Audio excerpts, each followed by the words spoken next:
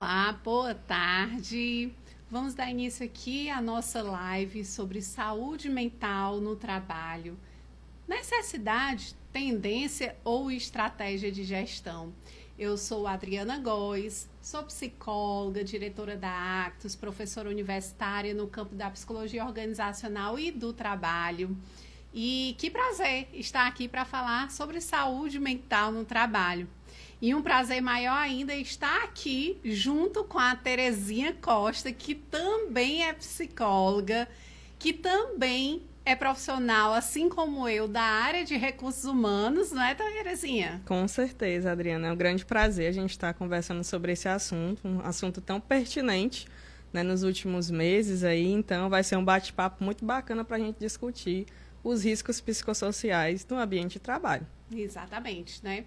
Então, assim, como profissionais da área da psicologia, né, esse tema é um tema que está sempre junto conosco, né? Então, é um tema que, principalmente estando dentro da área do mundo do trabalho, dentro da área da psicologia organizacional e do trabalho, a gente não poderia, nesse mês, né? A gente passou agora, Terezinha, pelo 1º de maio, né? Então, Sim. o Dia do Trabalhador.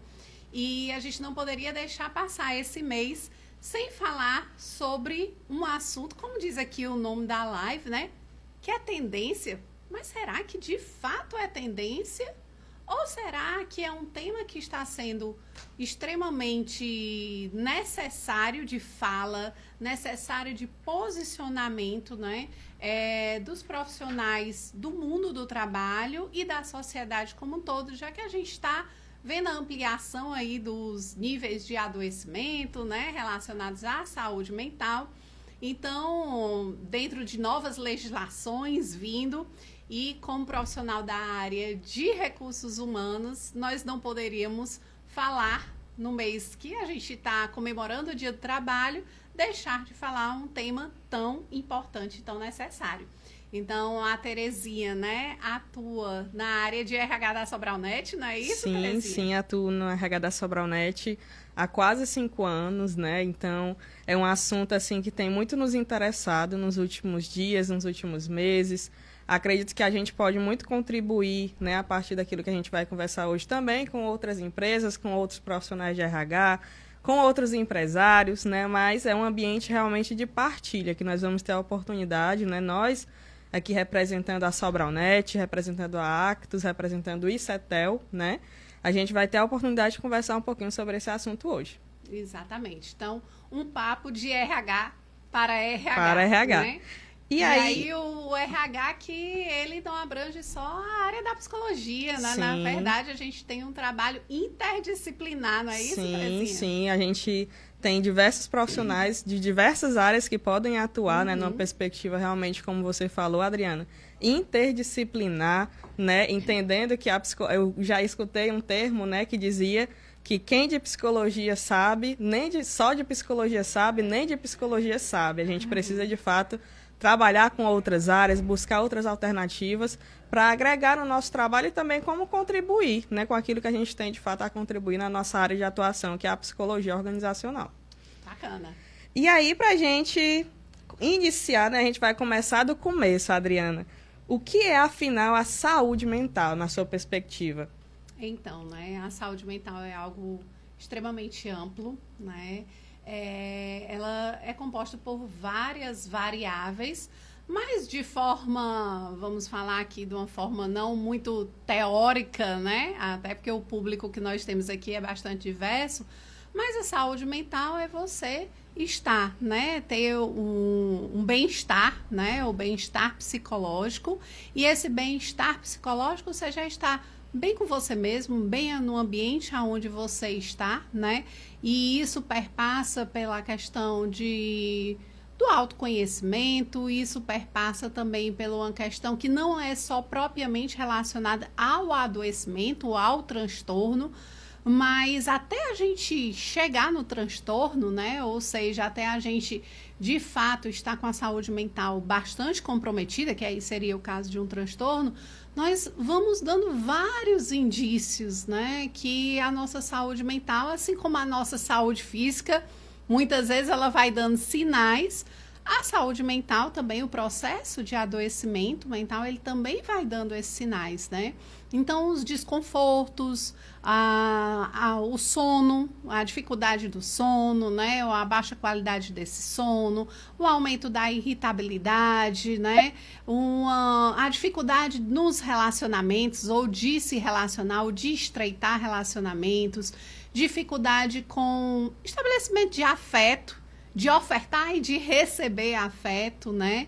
Então, vários fatores, eles vão corroborando para que a gente possa, em algum momento, ali estar com a nossa saúde mental prejudicada, né? Então, a saúde mental, ela é composta aí de uma série de questões que a gente, dentro da psicologia, usa muito a palavra subjetivo, né? Sim. A questão da subjetividade, porque ela é influenciada pela nossa história de vida, ela é influenciada pelo contexto aonde nós estamos, né, aonde nós vivenciamos, e por isso que quando a gente fala de saúde mental no trabalho, né, a gente está falando também e muito desse ambiente aonde esse profissional ele está inserido, né? Afinal de contas, esse ambiente ele tem um impacto, seja ele positivo ou não, no processo de saúde ou de doença desse trabalhador, desse colaborador. E aí, Adriana, falando nisso, né, a gente passa a pensar numa perspectiva em que hoje a gente está falando muito assim do ambiente de trabalho, né? Mas a gente entende, como na psicologia a gente costuma escutar, falar, que todo sujeito, né, como você bem trouxe, ele tem uma subjetividade, que essa subjetividade depende de muitos fatores, né? Nós costumamos dizer que todo sujeito é um ser biopsicossocioespiritual. Então, o tanto de dimensões, o tanto de instâncias que estão relacionadas a isso e que podem afetar diretamente esse indivíduo, né? A gente busca esse ambiente melhor, esse ambiente mais saudável dentro do ambiente de trabalho, mas entendendo que esse ser, esse indivíduo, ele vem de uma história de vida complexa, ele vem de uma história de vida que é dele, uma história de vida individual, né? E quando a gente fala disso, no ambiente de trabalho, a gente precisa, de fato, levar isso em consideração. E aí, assim, hoje, muitas pessoas, elas ainda não entendem a importância de trabalhar isso, né, no ambiente de trabalho. Então, assim, na sua perspectiva, qual é a importância de criar esse ambiente de trabalho saudável, né, de realmente mapear esses riscos? Pois é, e aí a gente, assim, muito bacana, né, essa fala que você trouxe desse sujeito, né, seja ele no mundo do trabalho ou não, enfim, mas desse sujeito que é um ser biopsicossocial e espiritual, e a gente precisa levar em consideração isso.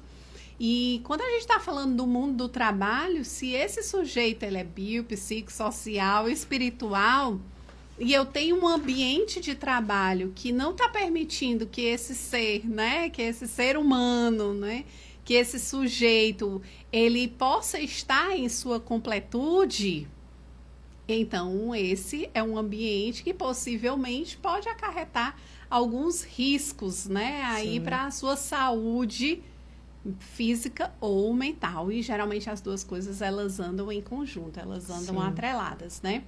E a gente entra aqui, então, num tema, né, que aí quando a gente vem aqui para a tendência, a necessidade ou a estratégia de gestão, falar da saúde mental, a gente entra num tema que são os fatores de risco psicossocial, ou os fatores psicossociais, né? Então, a gente tem esse sujeito que ele tem uns fatores que são próprios do indivíduo, como nós falamos aqui, da sua história de vida, da sua forma de se posicionar no mundo, né? Então, do seu locus de controle, como é que ele lida com as diversas variáveis que esse mundo coloca para ele. E aí a gente tem os fatores que são internos ao trabalho. Então, esses fatores que são internos ao trabalho, a gente está ali relacionado à jornada de trabalho. Como é que essa jornada de trabalho ela está ocupando, né, o tempo?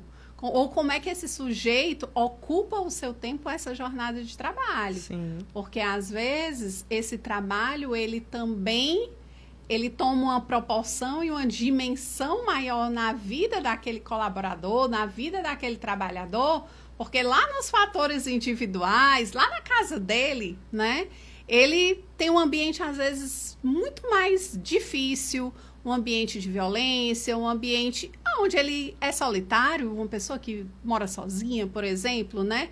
Onde ele não tem um ambiente de amizade familiar, e aí ele prefere estar no contexto do trabalho. Sim. Que muitas vezes o contexto do trabalho também pode ser uma válvula de escape para esse trabalhador, que ele vai trazer também. A gente costuma dizer que essa história de chegar na porta da empresa e deixar seus problemas de lado, hoje em dia é muito difícil a gente lidar com essa fala realmente, né? Porque esse sujeito, muitas vezes, ele traz certos adoecimentos, né, para dentro do ambiente corporativo, realmente. E a gente, enquanto profissionais de RH, né, de psicologia, precisamos de alternativas de cuidado para lidar, de fato, com isso, com essa realidade. E aí é onde a gente entra, né, a questão dos fatores relacionados ao ambiente de trabalho. Porque aí, quando nós estamos enquanto RH, né, e por isso que eu tenho falado muito agora com a vinda da NR1, né, ou seja, com a atualização da norma, onde foi colocado um foco na questão da saúde mental, né, e a partir do dia 25 de maio, as pessoas acham que por conta de algumas mudanças que ocorreram através do Ministério do Trabalho, né, que não vai mais precisar a gente olhar para isso, não. Vão lá, dão uma olhada na norma e você vai ver que a norma vai sim entrar em vigor agora dia 25. A grande questão é que ela entra em vigor com um papel educativo, né? Com um papel de dizer assim, empresas, vamos começar aos poucos a olhar para isso, vão colocando, vão mapeando, vão gerindo, vão formatando os planos de ação e gerindo os riscos psicossociais, ou seja, a diminuição da possibilidade do adoecimento mental por conta do trabalho, né? Mas, quando for dia 26 de maio de 2026, aí a gente vai ter um novo posicionamento. A gente que eu digo são os órgãos fiscalizadores, né? Sim. E aí, por que isso, né, entra de novo? É uma tendência? Não é uma necessidade. Né? Quando a gente olha os números de adoecimento no mundo e no nosso país, a gente vê uma crescente.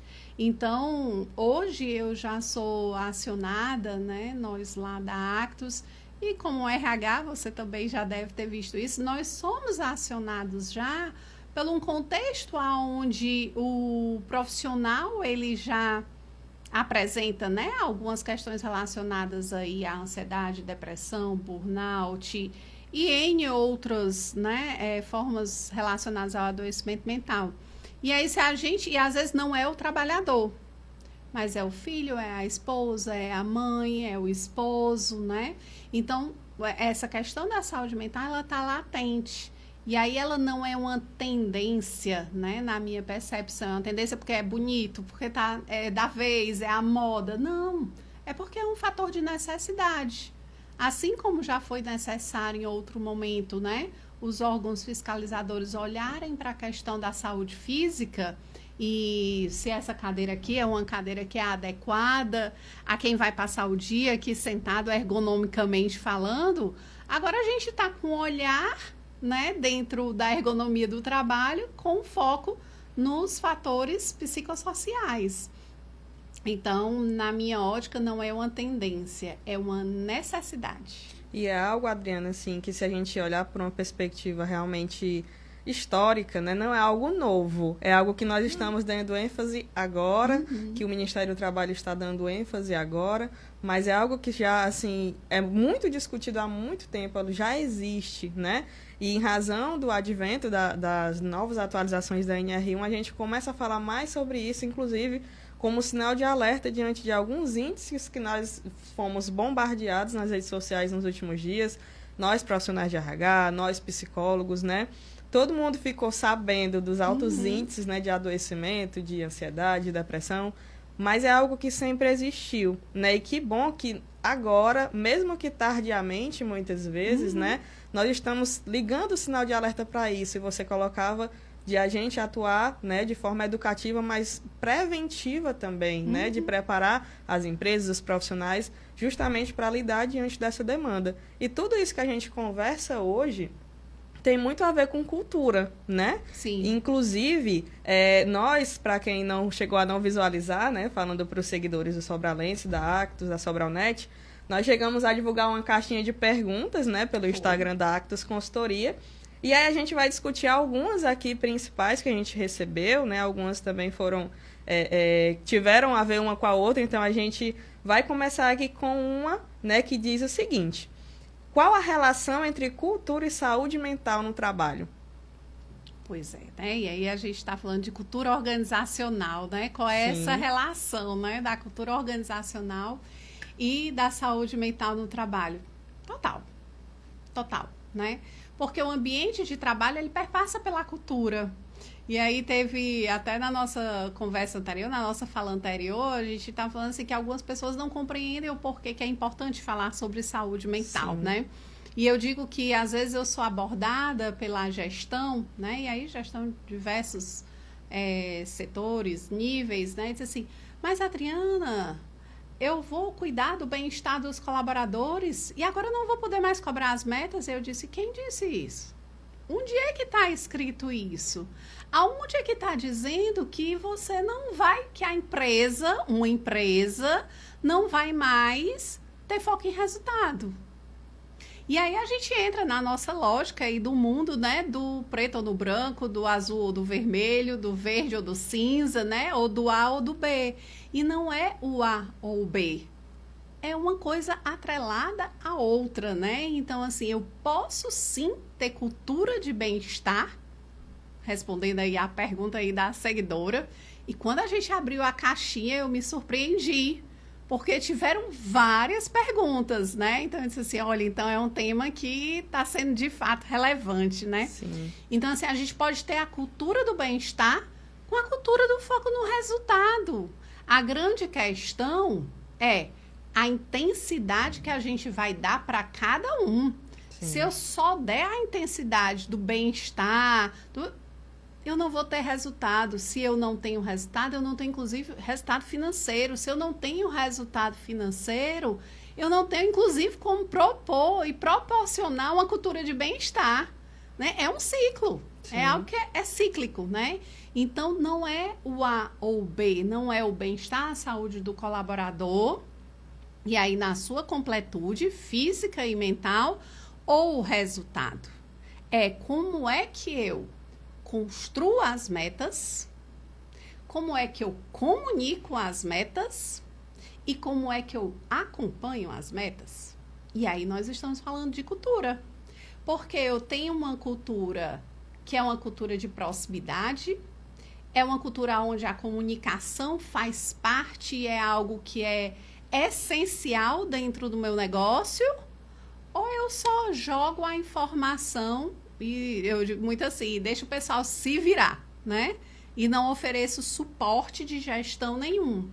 Então, a cultura, né, ela é extremamente valiosa e a gente não tem como falar de saúde mental sem olhar para que tipo de cultura organizacional você tem no seu negócio. E como nós costumamos dizer, a cultura organizacional ela não é estática, né? Ela não é, não é que ela seja sempre, vai ser sempre da mesma forma. Ela é passível de mudanças, inclusive. Sim, graças a Deus, graças né? Inclusive, com esse advento das novas atualizações da NR1, isso pode significar, inclusive, novos rearranjos para as culturas organizacionais de diversas empresas. E quando você colocava, de fato, uma coisa não anula a outra. Não quer dizer que eu vá construir uma cultura, né, de bem-estar. Necessariamente eu precise deixar de olhar para o resultado. Isso só vai me desafiar, enquanto empresa, enquanto profissional, a poder buscar novas alternativas em como isso você colocava, né? Como é construído, como é comunicado, como é isso trabalhado e levado em consideração dentro da cultura organizacional, né? Então, uma coisa não anula a outra. A gente pode, de fato, cuidar das duas coisas, né? E em busca de alternativas realmente que deem conta disso, né? E falando nisso, né, sobre saúde mental, Adriana, uma das perguntas também que teve na nossa caixinha, né, é qual é o papel do líder na promoção da saúde mental? Tem uma frase do Peter Drucker que eu adoro, não vou lembrar dela aqui 100%, né? mas ele diz assim que as empresas, elas têm a possibilidade de formar ou de deformar as pessoas que fazem parte dela. E as empresas, elas vão performar ou não a partir da postura que ela toma para com as pessoas. Se eu formo, eu performo. Se eu deformo, eu não performo. Né? Assim, ele tem uma frase que para mim é clássica e que para mim ele está dizendo o quê? Né? Ele está falando de cultura e de liderança. Porque cultura não é eu fazer um trabalho lá, como a gente faz muito, né, na Actus, de construção da identidade organizacional. Lindo, maravilhoso, você definir missão, visão, valores, extremamente necessário, porque isso vai dar o norte para as pessoas, né? E a equipe, o time, ele precisa do norte, e o empreendedor também. Às vezes eles têm excelentes insights quando a gente está fazendo esse trabalho de identidade organizacional, e isso gera engajamento, né? Isso gera senso de pertencimento para com as pessoas, isso gera senso de pertencimento, inclusive de eu entender quais são os valores da organização que eu estou trabalhando e os meus valores. Isso ajuda o RH, né? Isso ajuda a nós do RH que trabalhamos com seleção de compreender, muito, assim, os valores daquela organização e os valores desse candidato aqui, futuro colaborador, eles são aderentes ou eles são completamente divergentes? Se eles são divergentes, a tendência é que isso possa ser um fator de risco para o adoecimento, ele é alto. Sim. Porque eu vou estar ali num ambiente que está me pedindo algo que choca com os meus valores. Então, se choca com os meus valores, eu não vou ter senso de pertencimento, não vou ter engajamento, eu não vou ter prazer com o meu trabalho. E aí, quando o Peter Drucker vai trazer, né, que as empresas ou elas formam ou elas deformam, isso é muito potente. E quem é que faz a cultura se a identidade organizacional é promovida pela liderança, é construída pela liderança, e ela tem que ser muito mais do que um folder, uma plaquinha na parede, e muito pelo contrário, se eu tiver uma plaquinha na parede dizendo A, e no dia a dia a gente estiver fazendo B, é pior. Nós estamos tendo ali um cenário completamente divergente. Então, a liderança, aí eu vou fazer só um parêntese, Terezinha, né, porque coisa difícil é ser líder, viu? Demais. Ave Maria, deve ter gente olhando assim, dizendo assim, ai meu Deus, tudo é culpa nossa. Não, gente, não é. Se acalmem, se permitam também ter a clareza de que vocês também são vulneráveis, nós, porque eu me coloco também nesse papel. Também sujeitos a adoecimento, né? Muito e demais. Muito e demais, né? Eu digo muito que muitas vezes, até nós, profissionais do RH, eu digo isso muito para os meus alunos, né? A gente tende a olhar muito fortemente para os colaboradores. E precisamos, né? Mas a gente também precisa olhar muito para a liderança. Sim. Quanto mais alto eu vou subir na cadeia hierárquica, né? Ou na pirâmide lá dos cargos, mais solitário eu vou tendendo a ficar. Então, aquela válvula de escape ali que eu poderia ter tido de uma reunião que eu fui, que eu não gostei, aí eu vou e troco aqui uma ideia no cafezinho com o meu colega e diz, pois é, cara, tu viu que isso aqui não foi legal. Isso é uma válvula de escape, né? O se comunicar, o dialogar, o soltar ali uma chateação, isso, inclusive, é um fator protetivo. Sim. Eu não estou falando que é necessário ter a fofoca, não é isso, são coisas diferentes, né? Mas isso é, inclusive, um fator protetivo. E a liderança? Ela vai conversando com quem? Ela partilha as suas dores, né? Como você falava, realmente, assim, quanto mais você sobe ali na cadeia hierárquica, parece que mais solitário você fica, né? E o quanto isso também, assim, o líder, ele precisa estar se observando, né? Nesse processo dele mesmo, né? Nós costumamos dizer que o líder, ele tem um papel fundamental, assim, na cultura, porque ele age, assim, muito atua como um guardião dessa cultura. Sim. E é por isso que ele precisa estar muito atento, muito em estado de alerta para saber qual cultura eu estou contribuindo para ser construída, né? E a partir disso ela vai se construindo, vai se entrelaçando, mas eu, enquanto líder, eu acho que quem deve estar assistindo a gente deve estar se perguntando, vixe, tudo é culpa nossa. Mas muito pelo contrário, porque de fato o papel do líder é fundamental nesse processo, né? Principalmente quando a gente fala de cuidado, né? Cuidado com as pessoas, cuidado consigo mesmo também. E continuando... E só complementando, e por isso que eu não consigo enxergar a construção de ambientes saudáveis, né? De ambientes de trabalho saudável, se a gente não iniciar pela liderança. Por quê? Né? Aí voltando, o que é que lá na NR, né, vai falar do ambiente saudável? Ele vai falar da questão das metas, ele vai falar da sobrecarga ou da infracarga do trabalho, e aí às vezes as pessoas dizem assim, mas quer dizer que o cara trabalhar pouco também pode gerar adoecimento? Pode. Pode, com certeza. Pode. Você, não sei se alguém que está nos escutando já passou pela situação de se sentir sendo colocado na geladeira. Já ouviu essa expressão, Terezinha? Ser colocado na geladeira? Já. Gente, ser colocado na geladeira, né? Essa expressão é horrível, né? Ou seja, você perceber que você pode oferecer mais, que você tem competência e autonomia para fazer uma entrega mais potente, mais robusta, e você ser colocado de lado nos projetos, de você não poder mostrar o seu potencial, e aí por uma série de questões, às vezes é por uma questão do ego, de alguém da equipe, da liderança, enfim, né? Então, tem uma série de questões que a construção do ambiente saudável, ele passa por decisões da liderança, né? Quem vai definir se a jornada de trabalho é A, B ou C é a liderança. Quem vai definir as metas é a liderança. Aí tem um contexto de mercado. Óbvio que tem um contexto de mercado. Mas quem pega esse contexto de mercado e traz para dentro do seu negócio é a liderança. Quem vai intervir, né, em problemas de relacionamento entre as equipes, entre os times ou dificuldade de comunicação, é a liderança. Aí vai ter gente que diz assim, não é o RH não. É não, viu, gente, né?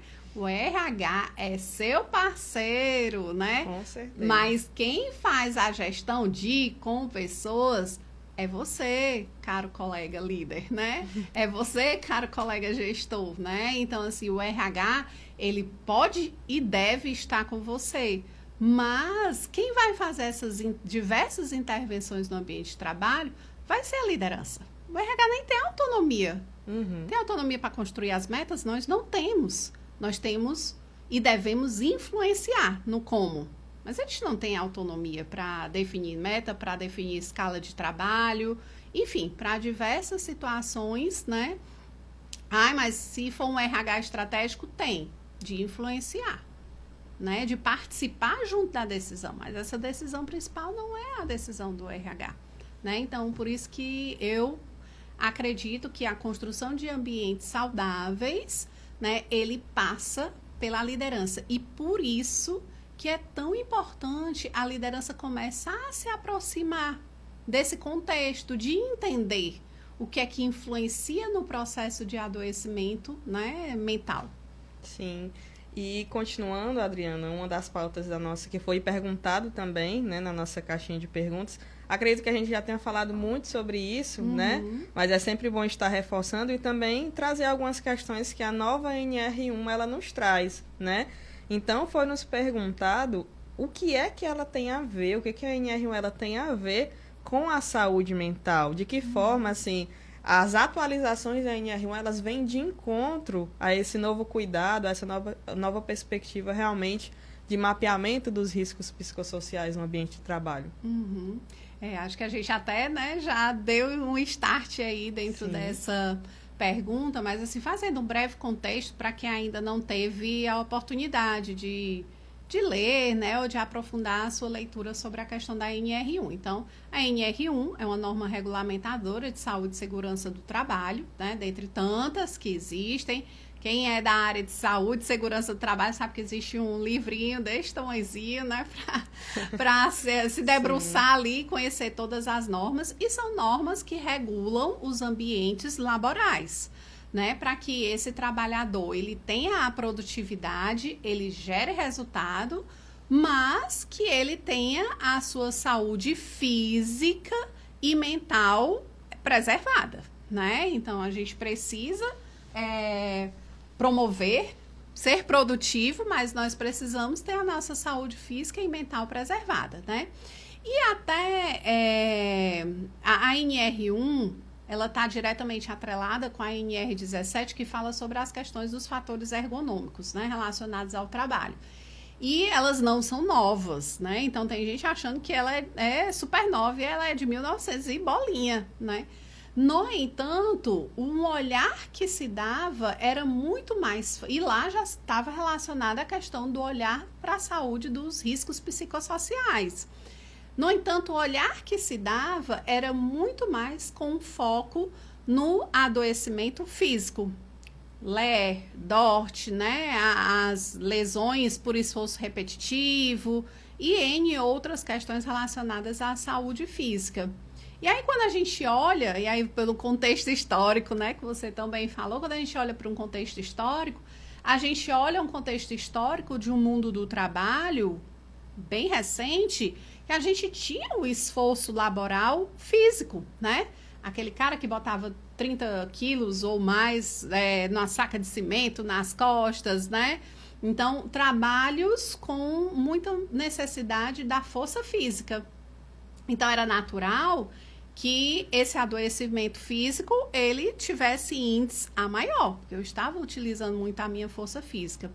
No entanto, aí, pelo contexto da pandemia, advento da tecnologia, as mudanças, vinda da IA, enfim, todo esse contexto que a gente já conhece, né, e que a gente está vivenciando, nós hoje passamos a ter, né, muitas atividades que têm um desgaste físico a menor, mas um desgaste cognitivo a maior, né? Então, assim, eu, Adriana, qual é o meu desgaste físico hoje da minha atividade? Eu passo um dia dando treinamento, tem um desgaste físico, sim, mas não é um desgaste físico como quem está ali, né, pegando peso, fazendo trabalhos repetitivos, enfim. Eu posso sentar, eu posso, né, eu tenho vários movimentos que eu estou fazendo ao longo. Mas o meu trabalho hoje, ele tem um desgaste cognitivo. Quem trabalha com atendimento ao público, né? E aí as NRs 17 e a 1, elas trazem muito forte, inclusive como anexo, duas atividades que são diretas do atendimento ao público, telemarketing, né? E aí que tem uma outra legislação que vai reger, não é por acaso que o telemarketing tem lá a questão das 6 horas de trabalho, carga horária específica, não é por acaso, né? É pelo contexto. E o próprio atendimento de caixa, né? Tipo caixa de supermercado, enfim, que tem um contexto ali de volume, tem um contexto de atendimento ao público e N outras atividades. Então, somado a essa mudança, né, no campo do trabalho, e aí a gente está falando do trabalho hoje, do futuro do trabalho, então, somado a essa mudança, a velocidade com que você faz as coisas hoje, né, porque a IA tá junto com você, então, assim, você tem que estar no ritmo dela. Sim. E aí, as preocupações, né, de vários profissionais, a minha atividade vai ser substituída pela IA, ou a IA está chegando e eu estou tendo que aprender e desaprender a fazer o que eu fazia e desaprender e reaprender gasta energia mental. Ou se ela vai me substituir por inteiro, né? Ou se ela vai me substituir por inteira. Então, e somado isso, a gente não pode deixar de levar em conta, dentro do nosso contexto histórico, o que nós vivenciamos há 5 anos atrás, né? Com a questão da pandemia. Então, a pandemia, enfim, tudo o que ela trouxe, né, de mudanças, inclusive sociais. Então, esse contexto todo, né, e aí tem um contexto que é social também, enfim, esse contexto todo fez com que o adoecimento mental, ele tomasse proporções, né? Os números que você falou. Então, a NR, ela acabou, opa, peraí, a gente está colocando aqui os riscos psicossociais, mas o pessoal não está olhando muito para eles. Então, o que o Ministério do Trabalho foi fazer foi assim, a gente precisa dar luz a isso. Nós precisamos dar luz a isso. E aí, o contexto da saúde mental é somente no trabalho? Não, não é. Né? Inclusive, quando a gente analisa os números aí até a pesquisa do G1 que saiu, né? Que não é do G1, na verdade, é da Previdência, né? Do nosso país, eles colocam lá, né? Número de afastamentos ao trabalho, ou do trabalho. Mas isso não significa dizer que o adoecimento é do trabalho. Então, por isso, né, que ao invés da gente estar brigando com a NR1, porque tem muita gente brigando, né? Ai, por que o governo fez isso? Ai, eu não vou estabelecer isso na minha empresa. Ao invés de você estar brigando, como é que você pode transformar isso numa estratégia de gestão? Por isso o tema da nossa live aqui, né? Sim. Tendência e necessidade ou estratégia de gestão? A gente já viu que se você estiver fazendo só por tendência, só para sair bonito no Instagram, amigo, não faça. Não faça porque você vai estar trabalhando num contexto que não é real, os níveis de adoecimento eles podem até evoluir dentro do seu negócio, né? É uma necessidade da nossa sociedade, sim, né? E o que acontece? Você pode transformar isso numa estratégia de gestão, né? Então, assim, é relevante. Se o seu negócio passa, a construção do seu negócio, o crescimento do seu negócio passa pelo crescimento das pessoas. E se a gente está vendo que um contexto social mais amplo de adoecimento, então a gente tem que cuidar. Assim como a gente tem cuidado e cuida do nosso ambiente para que a iluminação esteja correta, para que a cadeira esteja correta, para que o ruído, né, seja adequado para o ser humano, a gente precisa também trabalhar outros aspectos, né? Então, a NR1 só vem trazer isso. Há quem encara a NR1 enquanto uma vilã, né? Mas muito pelo contrário. Inclusive, um dos motivos pelo qual fez ser prorrogado esse prazo, digamos assim, para fim de fiscalização às empresas, né? Foi que muitas empresas relataram não se sentir como se tivesse faltando recursos para poder... E aí, o que eu vou fazer? Né? Eu preciso mapear os riscos, mas o que eu vou fazer? Né? Mas, assim, quando a gente olha para a perspectiva do processo de saúde e doença, a gente vê hoje que muito, como você colocou, muitas doenças antes aconteciam por uma questão de esforço físico excessivo. Hoje a gente pode falar de doenças psicossomáticas, né? Doenças que, eu tomo uma dor de cabeça, tomo um remédio, já melhora ali, mas e quando eu me sinto ansioso? E quando eu me sinto estressado? E quando eu estou passando por um problema financeiro muito grande? E aí, o que acontece? Né? Então, assim, a intenção da NR1 também é preparar a gente para isso. Não é só uma questão de fiscalização, mas, de fato, de trazer uma nova perspectiva para o trabalho, para as empresas, para a gestão propriamente. Porque se antes as empresas elas não se preocupavam tanto em encarar os riscos psicossociais como uma estratégia de gestão, agora elas estão sendo obrigadas a fazer, mas, por outro lado, ela também vai começar a encarar isso como algo que realmente pode ser estratégico, de fato, e não simplesmente um cumprimento de lei, propriamente dito, né? E quando a gente estava falando sobre liderança, eu estava lembrando, assim, o quanto que como é que a gente, enquanto RH, pode contribuir também para isso, né? Se esse líder, muitas vezes, ele é muito sozinho, se ele tem muitas coisas para dar conta, para lidar. E eu diria assim, o quanto que é fundamental o RH estar próximo desse líder, perto desse líder. Então, falando de RH, na sua perspectiva, como é que o RH ele pode ajudar em todo esse processo para a liderança, diante das novas tratativas da NR1? O RH, eu vejo ele como um fator, assim, né, como uma área essencial. É uma área que deve, né, entender de gente, né? Então, assim, para mim, ele é um fator essencial e ele deve estar junto com a gestão, né? Ele deve estar junto com a gestão. Eu acho que a primeira pergunta que eu faria, Terezinha, é assim: você, enquanto RH, você de fato conhece, consegue mapear os riscos psicossociais? Ou antes dos riscos, você conhece quais são os fatores psicossociais? Por que eu estou falando isso, né? Porque eu tenho sido abordada, as pessoas dizendo assim, Adriana, como é que a gente faz então para aplicar aqui teste para saber quem está ansioso, depressivo? Gente, não é isso. Não é isso, né? Assim, não é isso que a Norma está falando, não é isso que nós devemos fazer. E aí, até abrindo um parênteses do que é uma avaliação psicossocial, né? E do que, de fato, nós precisamos fazer para mapear esse ambiente.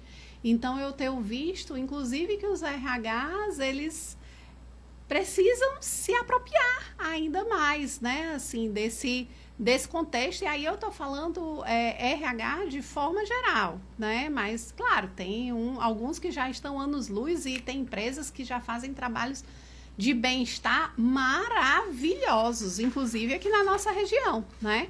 Mas tem outros, né, que precisam ter leituras, aprofundar o conhecimento, né? E aí a gente só vai poder ajudar as lideranças quando nós estivermos prontos, quando nós estivermos preparados para isso. E eu digo que trabalhar a questão dos riscos psicossociais é um trabalho interdisciplinar, né? Porque o mapeamento, quem hoje está mais, na minha perspectiva, né? Quem hoje tem um método, né, assim, para fazer esse mapeamento mais fortemente é a medicina do trabalho. Né? Então, eles já fazem os outros mapeamentos de risco no ambiente laboral, né? Então, eles já têm as ferramentas, eles já têm os métodos. No entanto, né, eles também precisam, o pessoal da área de saúde e segurança, técnico, enfermeiro do trabalho, médico também, né? Eles também precisam se apropriar dos fatores psicossociais. Porque como é que eu mapeio o risco se eu não sei quais são os fatores? Então, eu preciso saber quais são os fatores para me entender quais são os riscos. E aí, eu estou falando aqui do ambiente laboral, né? Que aí a gente já falou da cultura, do clima, do formato da equipe, da quantidade de pessoas nessa equipe, enfim. Então, o RH, ele é um parceiro importantíssimo da liderança na construção desse ambiente saudável e da construção de ambientes que ofertem segurança psicológica. Porque, assim, como é que a gente diminui, né, os riscos psicossociais? Eles vão ter, gente. Não tem como a gente tá falando de trabalho e a gente vai eliminar 100% do estresse no trabalho. Acho pouco provável. Eu acho pouco provável. Mas o que é que a gente consegue... O tanto de estresse que precisa, de fato, existir, né? E aí, o que é que traz a questão da segurança psicológica, né? A confiança, o vínculo de confiança, a possibilidade de eu expor as minhas ideias, né? A possibilidade de eu, de fato, né, expor aquilo que eu penso, né? Eu não estar num ambiente que eu tenho receio de falar qualquer coisa. Transparência, né? Transparência, né? Que é um princípio básico da confiança, né? Então, eu percebo o RH como, assim, um grande parceiro da liderança, né? Devem andar juntos. Quando você colocava sobre isso, né, de ser um trabalho interdisciplinar, eu vi diversas publicações no Instagram, né, as pessoas falando, quem é a melhor pessoa para aplicar em R1, né? É um trabalho que só o psicólogo pode, de fato, atuar, aplicar, desenvolver estratégias, né? E eu diria assim que se a empresa, se os profissionais, se os líderes, né, se os profissionais de SST, de segurança no trabalho, o médico do trabalho, se todos não tiverem uma perspectiva junta-se de interdisciplinaridade, esse trabalho vai ser muito reducionista. Eu vou prender somente a uma área só, eu não vou conseguir dar conta da complexidade que de fato é a subjetividade das pessoas, né? Então, assim, quando a gente fala desse trabalho interdisciplinar, é muito importante a gente levar em consideração isso, porque não vai ser só o médico do trabalho que tem essa responsabilidade, não é só o psicólogo que tem essa responsabilidade. E quando a gente para pensar que, por exemplo, agora nos programas de segurança, né, nos PGRs, PCMSOs, de fato, precisa conter o mapeamento de risco psicossocial, né? Então, assim, a importância desse psicólogo colar ali com o mestre do trabalho para elaborar o PCMSO, colar ali do lado do engenheiro de segurança para falar, para explicitar melhor e ter um trabalho conjunto falando sobre esses riscos psicossociais, né? Então, assim, é um trabalho fundamental que precisa acontecer em conjunto. Não é responsabilidade somente de uma área, né? É uma responsabilidade conjunta de todos os profissionais que, de fato, devem se preocupar com esse cuidado e com essa saúde, né? E por que, né? Você falou assim que a NR1 foi vista como uma vilã e continua sendo vista, né? E por que ela gerou tanto medo? Porque é diferente. Eu estou aqui nessa sala, eu consigo, tem fatores objetivos de avaliação da temperatura, do espaço que está cabendo aqui X pessoas, da luminosidade. Então, são fatores quantitativos e objetivos. Quando nós estamos falando dos fatores psicossociais, que aí está atrelado ao risco, nós estamos falando de fatores subjetivos. E aí a questão da psicologia, ela vem porque nós compreendemos a subjetividade humana, né? Então, se nós temos que mapear os riscos psicossociais, diz o nome, psicossociais, e nós precisamos não só mapear, né? Porque o pessoal ainda está paralisado no mapear. E, na verdade, eu preciso mapear para, dentro lá do PGR, eu criar ações, um plano de ação que elas precisam ser executadas, porque ainda tem gente dizendo assim, eu vou montar aqui, vou botar aqui qualquer coisa. Eu disse, cuidado com a qualquer coisa que você vai colocar, porque essa qualquer coisa, se você não executar, ou se você executar e ela não tiver, de fato, uma relação para prevenir e minimizar os riscos, o efeito pode ser contrário. Né? Então, tu pode estar gerando maior adoecimento. Esses adoecimentos, eles vão gerar atestados. Esses atestados vão chegar lá nos índices, né, do governo. Você tenha certeza disso. Isso pode gerar, sei lá, não só atestado, mas doença relacionada ao trabalho, acidente do trabalho. Então, hoje, com o E-Social e com tudo, você vai conseguindo, fazer, né? Assim, a análise dos dados, ela é muito mais facilitada. Então, assim, cuide com o que você vai fazer. Se for um plano só para, como a gente diz, para inglês ver, faz de conta, você vai estar dando um tiro no seu pé. Né? Então, assim, vamos colocar, que às vezes eu vejo algumas coisas e digo assim, gente, eu acho que o pessoal não está compreendendo assim, ligando A com B. Vamos colocar, não, mas aqui tem ginástica laboral. Eu, assim, ginástica laboral. Qual é o objetivo da ginástica laboral? A ginástica laboral tem que objetivo? A ginástica laboral... A gente vai botar a ginástica laboral, tá? Ela vai trabalhar se o teu fator de risco social tá aqui dizendo que tem risco de assédio? Tem que fazer sentido, Né? Tem que fazer sentido. Então, assim... E aí, por isso que a questão da interdisciplinaridade, né? Porque, assim, fazer o mapeamento, eu entendo que tem uma área, que é a área da medicina do trabalho, que ela tá bem na frente, né, para conseguir fazer esses mapeamentos, e é o que eu de fato tenho indicado. Mas a formatação do plano de ação e a execução desse plano de ação, você precisa de fato ter profissionais que compreendam o que são os riscos e que trabalhem de forma preventiva, né, aí os fatores psicossociais. E aí, de novo, e o RH nisso tudo?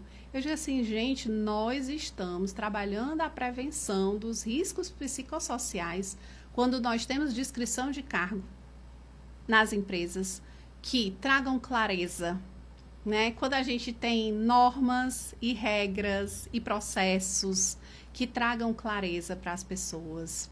Quando a gente tem lá na descrição de cargo, né, as pessoas têm uma clareza do que de fato é esperado delas.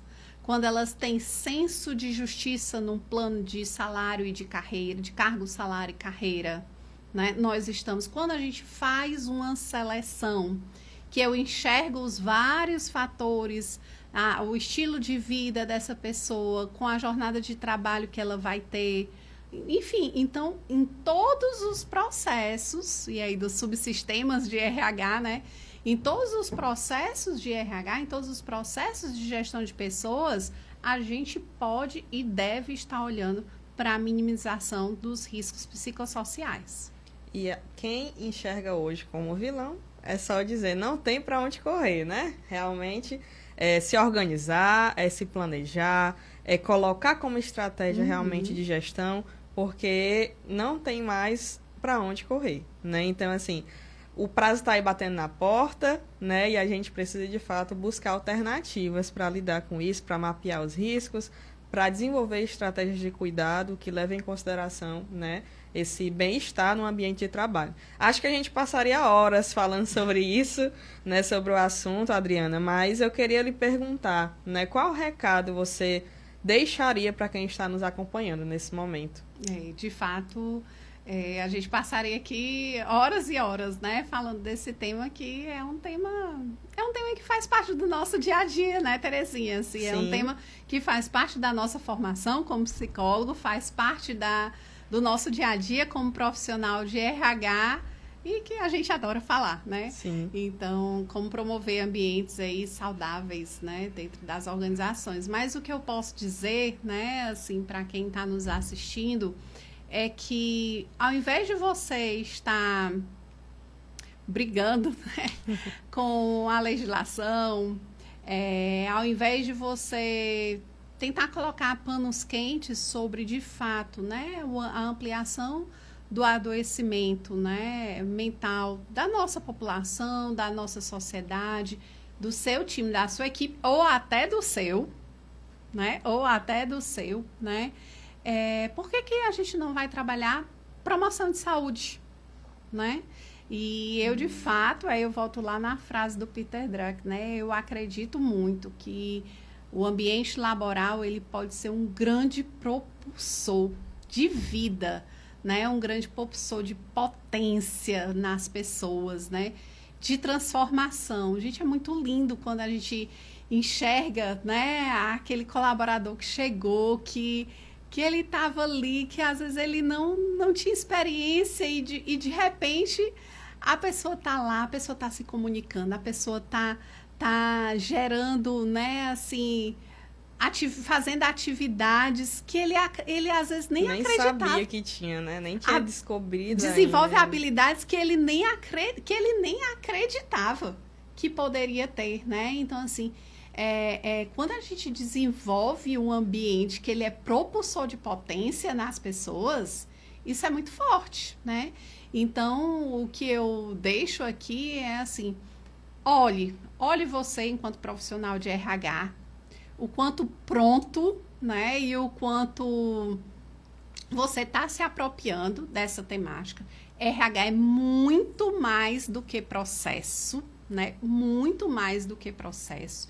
É olhar para pessoas, e eu sou defensora dos processos também, adoro os processos, né?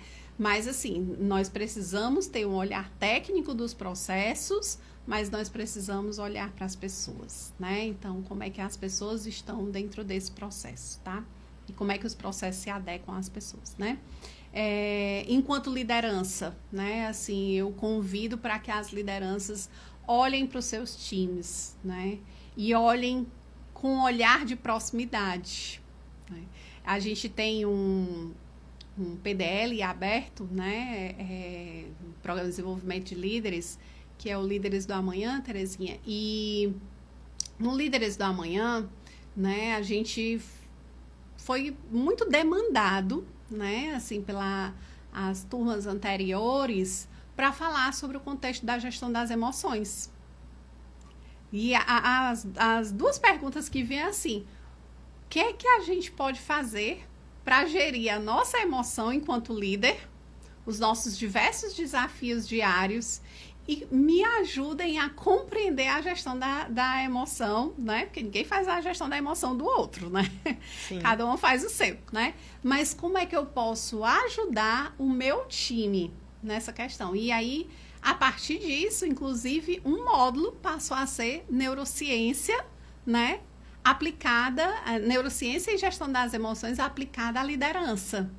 Então, assim, eu convido as lideranças para lerem também sobre essa temática, né? Para se apropriar dessa temática que é a saúde mental, a gestão das emoções, o autoconhecimento, porque a gente só tem saúde mental, né? É um dos pilares, né? Não é só ele, mas é um dos pilares, que é um dos pilares da terapia. Eu digo, gente, nós não vamos oferecer terapia para todo mundo, não é isso que a legislação traz, né? E nem é disso que todo mundo precisa, mas é importante. Tem coisas que nem a terapia dá conta, né? Tem coisas que não é a terapia, exatamente, né? Eu até brinco assim. Nós estávamos um dia lá conversando, né?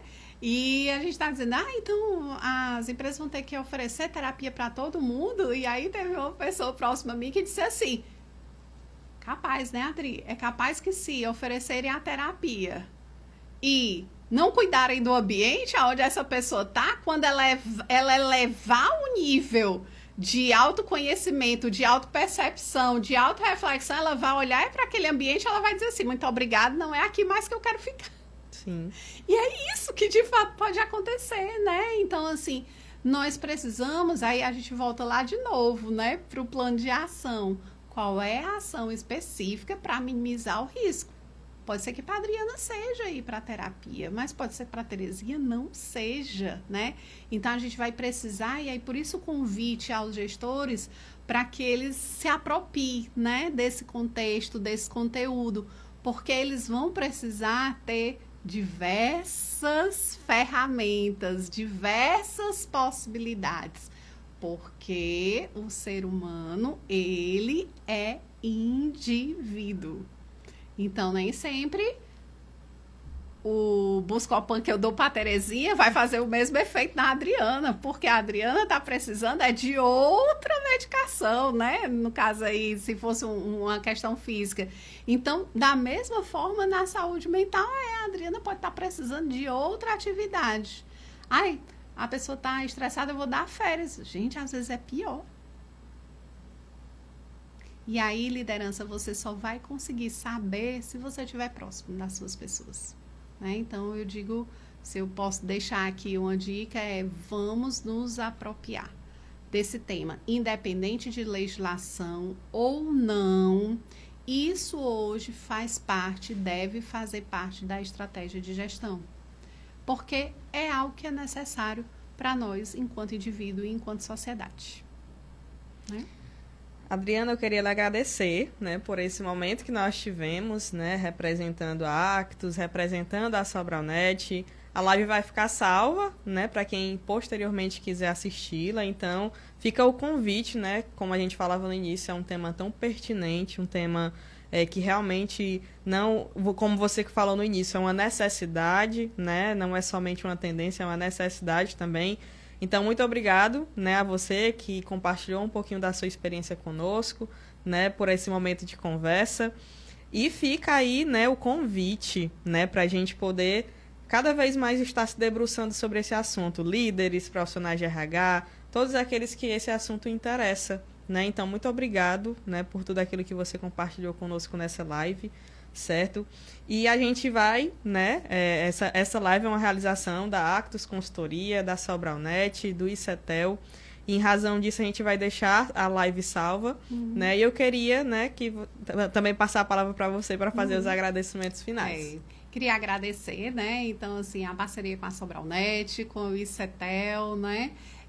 Com o Sobralense, que a gente está aqui fazendo a transmissão diretamente com ele. Então, agradecer ao time aí do Sobralense, ao meu time da Actus, que está aqui nos bastidores, o time da Sobralnet também está aqui nos bastidores, né? De que ninguém faz nada sozinho, né? E essa é a grande riqueza de trabalhar com gestão de pessoas, né?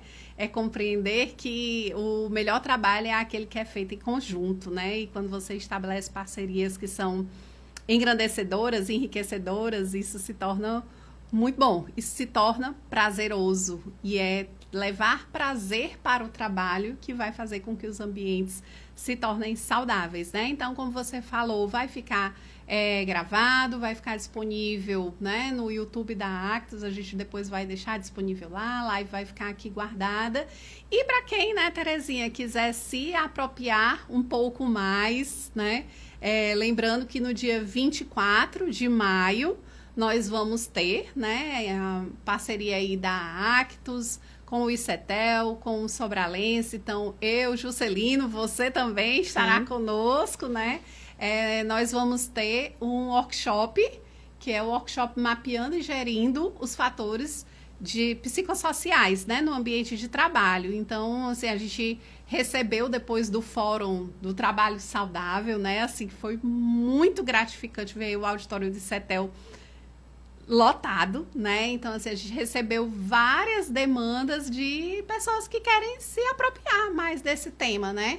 E nós resolvemos, né, aí na parceria da Actus com o ICETEL Sobralnet, na pessoa do Juscelino também, né, poder proporcionar aí o workshop. Então, a gente vai estar falando sobre o contexto do trabalho, como é que faz o mapeamento, né, assim, dos fatores psicossociais e trabalhando de forma prática, né, a construção de possibilidades de plano de ação. Então, junto comigo e com o Juscelino, nós vamos também ter, né, a Aparecida Silva, que é doutoranda, né, em psicologia, trabalha com saúde do trabalhador, que tem uma vasta experiência na área de RH, né? Ela vai vir de Fortaleza para estar aqui, uma grande amiga minha, vai vir de Fortaleza para estar aqui conosco, né? E creio eu que vai ser um momento, assim, muito, muito, muito rico. Nós estamos montando um workshop extremamente prático, precisa trazer a teoria, é óbvio, porque ela nos dá a base, né? Mas extremamente prático, né? Quem está se perguntando aí sobre a aplicação da NR1 é a oportunidade, né, de construir ferramentas, buscar teorias, né, para de fato se debruçar sobre o assunto, se aprofundar, aprender um pouco mais e levar para a prática do seu ambiente organizacional. Exatamente. Então, muito obrigada e nos vemos numa próxima, né? Sim, com certeza. Obrigada também ao Sobralense pelo espaço, né, por nos dar a oportunidade de estarmos aqui falando sobre esse assunto. Exato. Obrigada. Boa tarde a todos. Boa tarde.